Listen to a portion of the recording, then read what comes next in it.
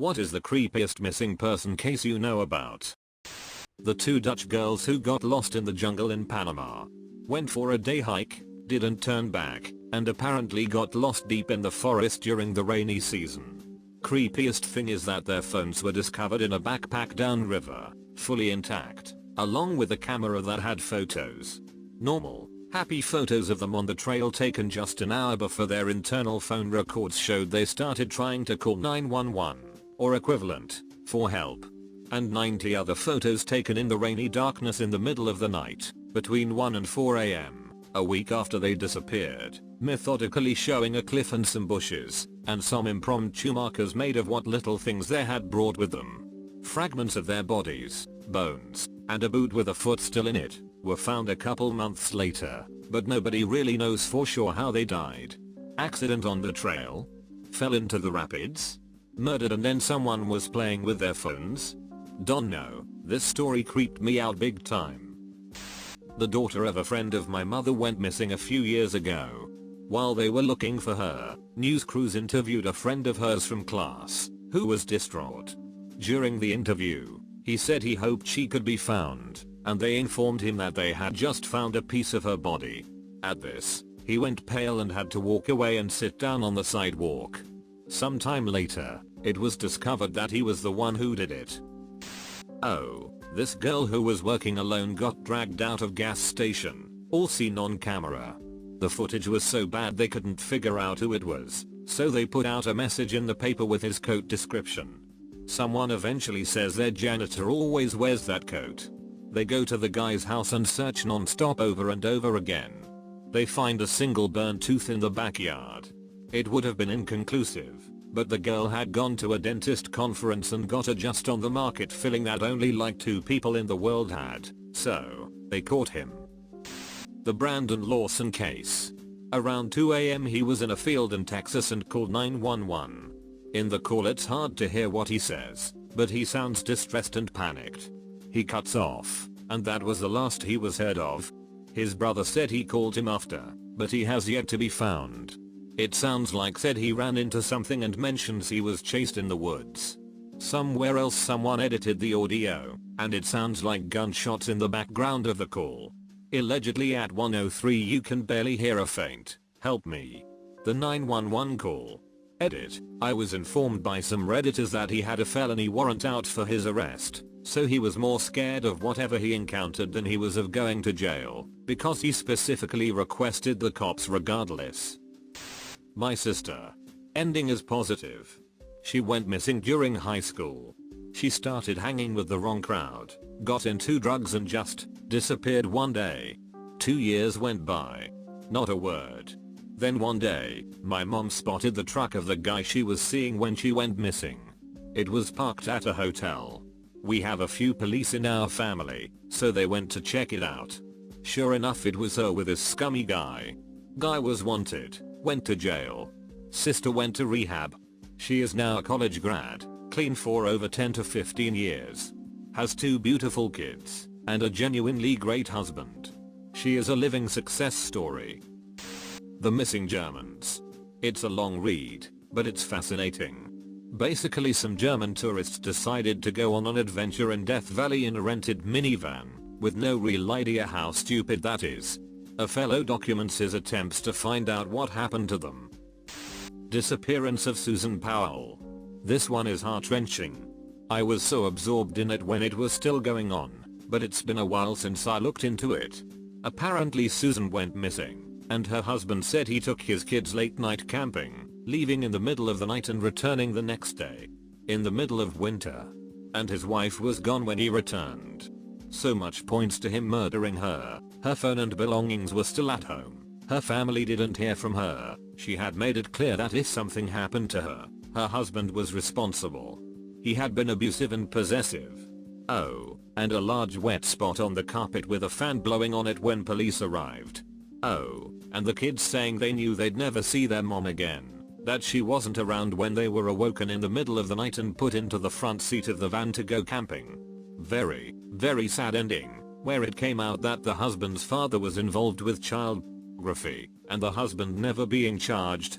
He moved the kids out of state eventually and exploded the house they were living in, with all 3 of them inside. As far as I remember, no closure on Susan being found, no body, no justice, no answers. It baffles me. Johnny Gorsh. Kid gets kidnapped while doing his morning paperboy route, and more than likely forced into ex-slavery for files. Mother claims that Johnny visited her at night 15 years later, talked with her for an hour while another man watched, and then vanished again. 10 years later, a manila envelope shows up on her doorstep with pictures of Johnny bound and gagged. The rabbit hole goes much deeper, especially if you get into Paul Bonacci and the Franklin cover-up, but that's the skinny. A local one for me, but the case of Dakota James. TLDR, a Pittsburgh college student named Dakota James goes missing. Police say he fell in the river, city residents disagree.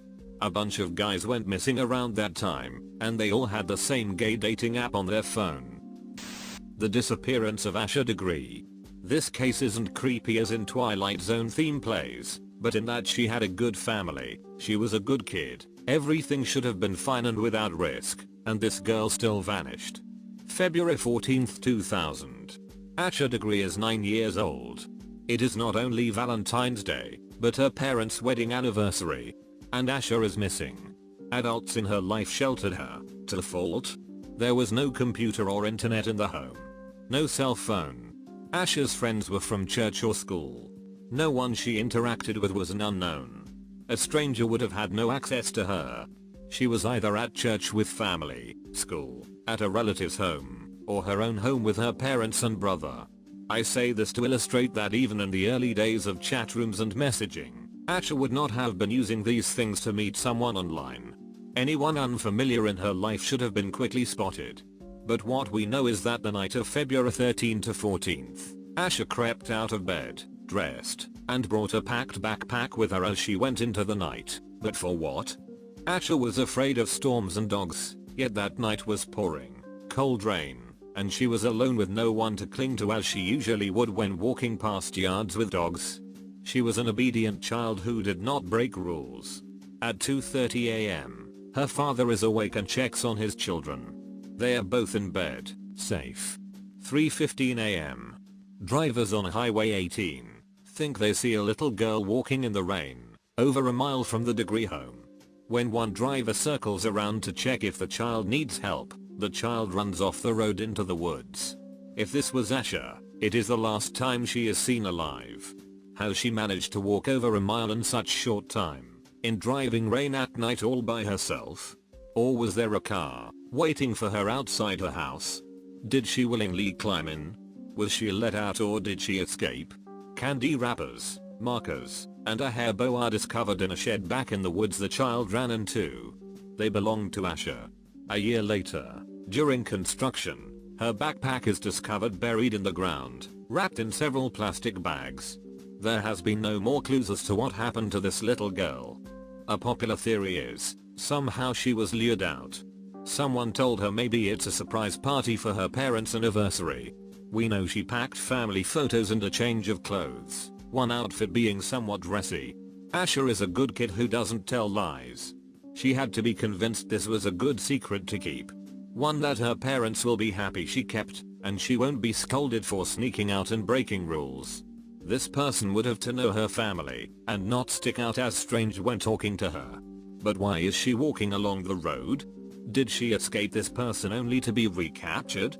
Another theory centers around the book she read in school, The Whipping Boy. In the book, the characters run away and have an adventure.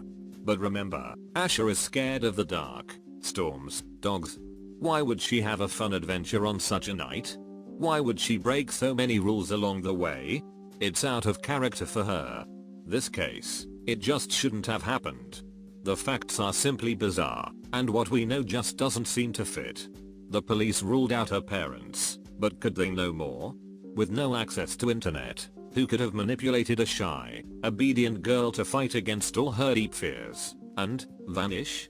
Considering they found her book bag buried, I think it's safe to assume she was abducted. Could have run into some man at school or something, who told her to come out and not tell anyone. Very strange that she walked a mile in the rain in the dark though. My mom's friend's son has been missing since November. Kid's 13 and has epilepsy, and his mom has been very shifty in her statements about it. It's just creepy to me because this is someone I know, who is either dead or hidden. There's just no way the kid's been out in the wilderness living this entire time. This isn't Hatchet. Holy shit, I did not expect so many people to see this. I commented it later down in the thread, but I'll add it here too. Don't witch hunt the kid's mom. Everyone in my city has been doing it since November, and in the scenario that she is innocent, she's probably haunted by this. Her own son is gone and she's a prime suspect, and considering she is so obviously the prime suspect, don't you think the police would have found something out had she done it? I know everyone would like to believe they are Sherlock Holmes, but please, don't start a vigilante investigation. It won't help.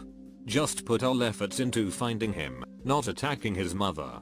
Edit 2. For anyone who might still see this, bones were found that are almost guaranteed to be his. Think the search is over, guys. Very coincidental that they found them a day after this too. My daughter stopped in the same spot every day while walking home from school. Then my wife or I would pick her up. I argued and eventually convinced them that it was not okay. She needed to either stay at school or walk home.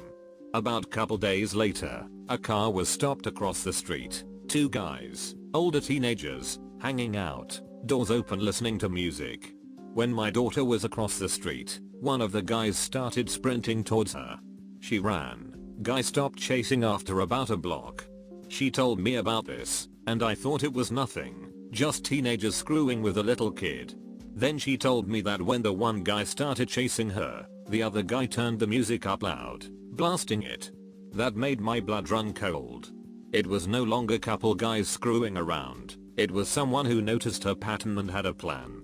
Sorry for the obligatory, this story isn't exactly what was asked for, but it haunts me. Edit, our neighborhood is a little removed, no outside traffic comes through, and it isn't likely the people who tried to abduct her were from around here. Which raises an unanswerable question or two. Maybe not a missing person case, but one of the most disturbing things I've ever heard. Missing pregnant woman in my town. Can't find her anywhere. She put up an ad on Craigslist for other pregnant women to hang out with and to get advice from. Only one person responded, and they became really great friends. They were friends for a couple months, and one day she just goes missing for about a week. Suddenly, someone sees a woman laying on the side of the road, guts pulled out, and laid in a neat pile. So fresh there's still steam. Dental records prove it is the pregnant woman, but there's no baby to be seen anywhere. Turns out the friend had cut out her baby and brought it to the hospital claiming to have had the baby in her car. What tipped them off was that instead of a placenta, like the woman thought, the woman had brought pregnant lady ovaries instead. The Schultz family from Drag in Lower Saxony. Husband Marco, 41 at the time, his wife Sylvia, 43 at the time, and their daughter Miriam, 12 at the time, went missing from their home in Drag on the 22nd of July 2015, nowhere to be found. Marcos' body was found a week later in the Elbe, a river. He had a concrete block attached to his legs with a rope. Sylvia and Miriam though remain unfound to this day. Their house was just emptied of all their personal belongings and everything. It will be sold. The money will be put in a secure bank account until they find out who will inherit it. Sylvia can't be pronounced dead yet, earliest in 8 years from now on, 10 years after her disappearance.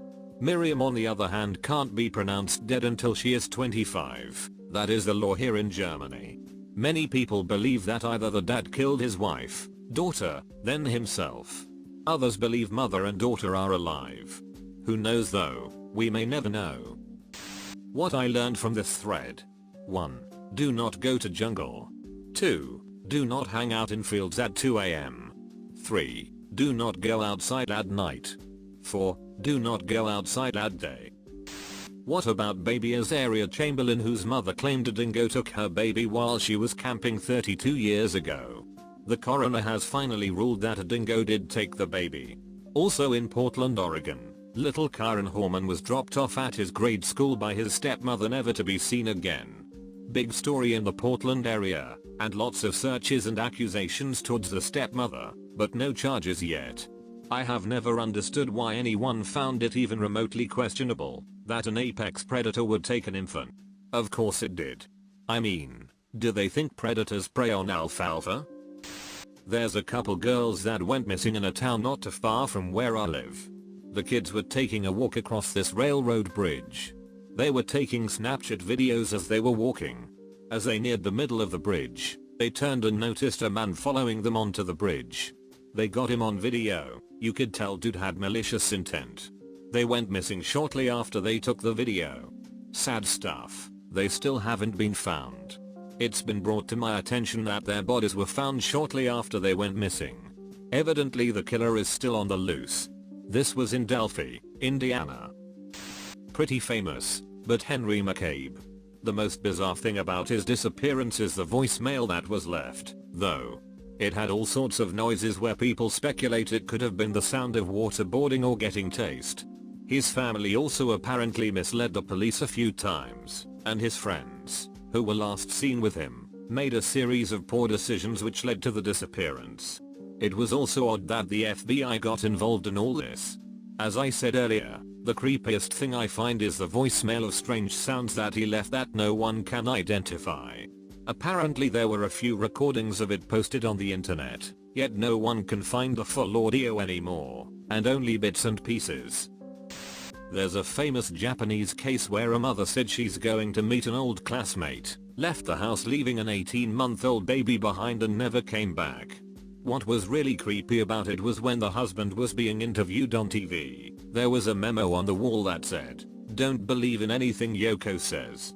Yoko was the name of the missing lady's sister,